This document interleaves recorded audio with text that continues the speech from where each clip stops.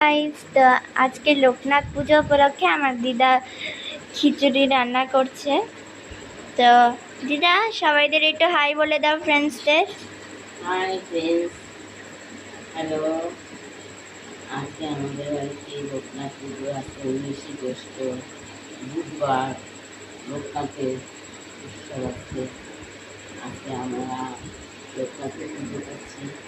সকাল থেকেই আয়োজন হচ্ছে।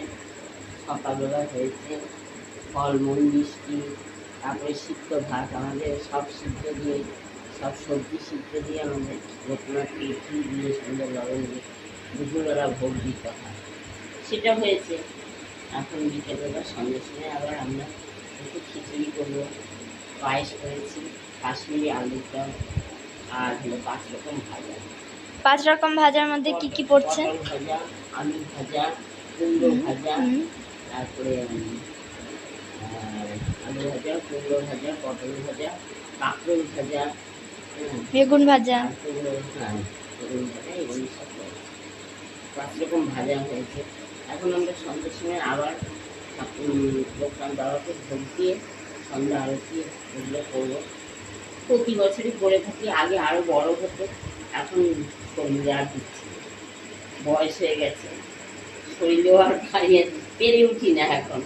এই যতটুকু ঠাকুর শরীরে দেয়, তো সেইটুকু ভাবেই ঠাকুরকে নিবেদন করি। মানে গাইস, আসলে আমার দিদা বলতে চাইছে যে আমি যখন হইও নি, আমার মারা যখন ছোট ছিল তখন অনেক বড় করেই হতো, পাড়ার অনেক লোকজনকে ডাকা হতো। এখন যেহেতু দিদার একটু বয়স হয়ে গিয়েছে, তো সেই জন্য দিদা আর এখন পারে না, ছোট করে করে লোকজন ডাকে না, ওই আমরাই আসি, ফ্যামিলির মধ্যে আমরা একটা ছোট করে পুজো করি।